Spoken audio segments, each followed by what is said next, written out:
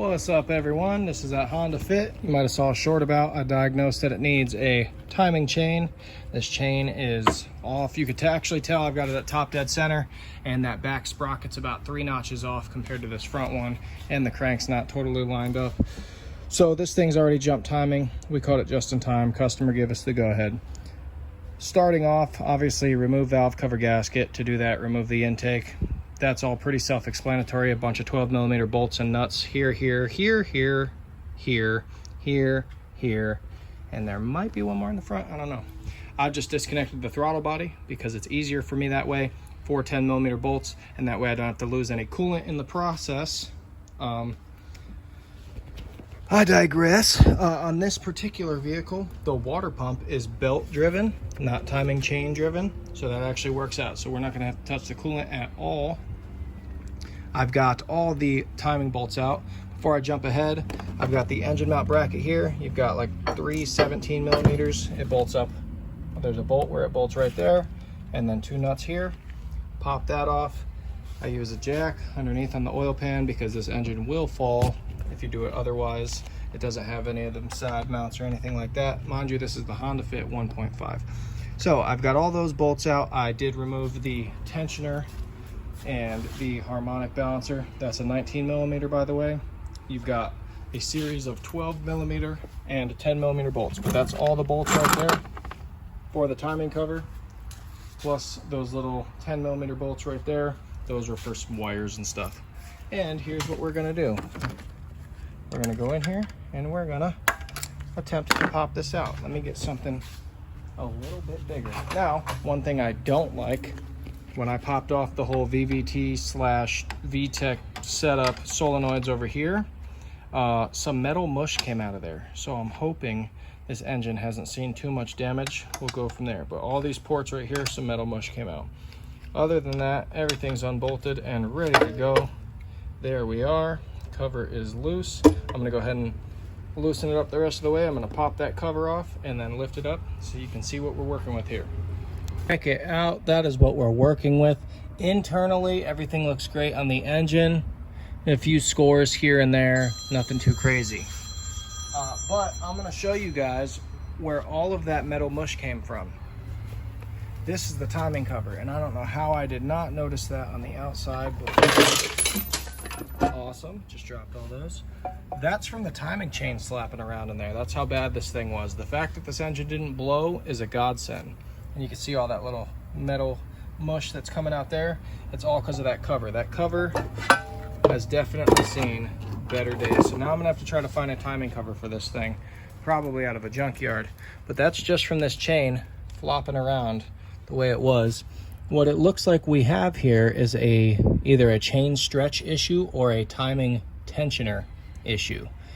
Maybe a mixture of the both. So I'm gonna get a timing cover, and once I figure that out, I'm gonna go ahead and swap out the chain, swap out the guides, get everything where it needs to be here, swap out that VVT sprocket. It's all pretty self-explanatory. You got this guide right there held in by some 10mm bolts. You've got that held in by see if I can focus here. Just a normal Torx bit, and then your tensioner's held in down there by 2 10mm bolts. You get everything in place, you line up the notches, and then you pull the pin.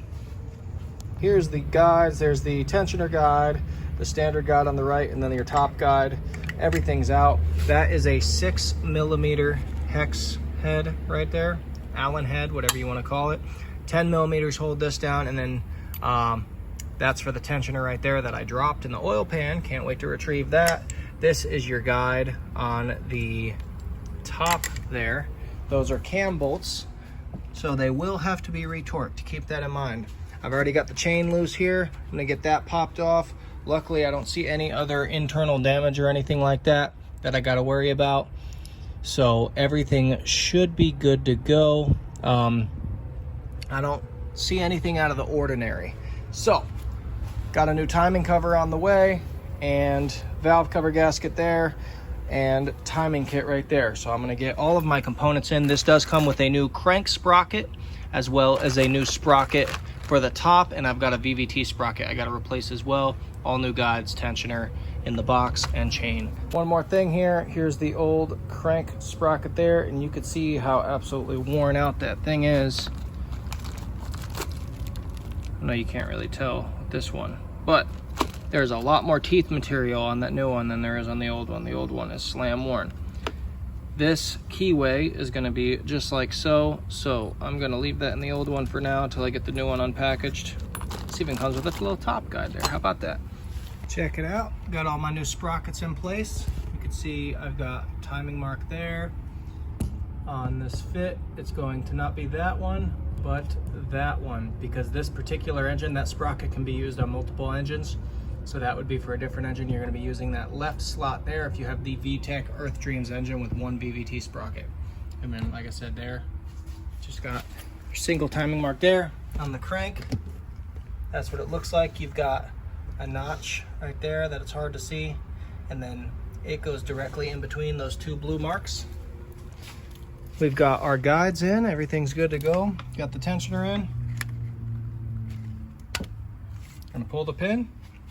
And what I'm gonna do is just double check my torque on everything, and we're good to go. I'm not gonna do the whole roll the engine over once or twice thing. The chain's fully tensioned. I would do that on a timing belt, because on timing belts, the marks typically aren't on the belts. The marks are on the engine themselves.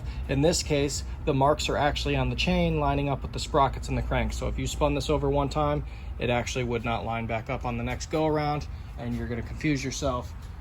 But as long as you don't have any excessive slack or anything like that, you're good to go.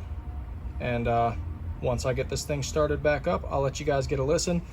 Going back together is exactly the same process as pulling apart. Once my new timing cover comes in, I'm gonna go ahead and slap that on there.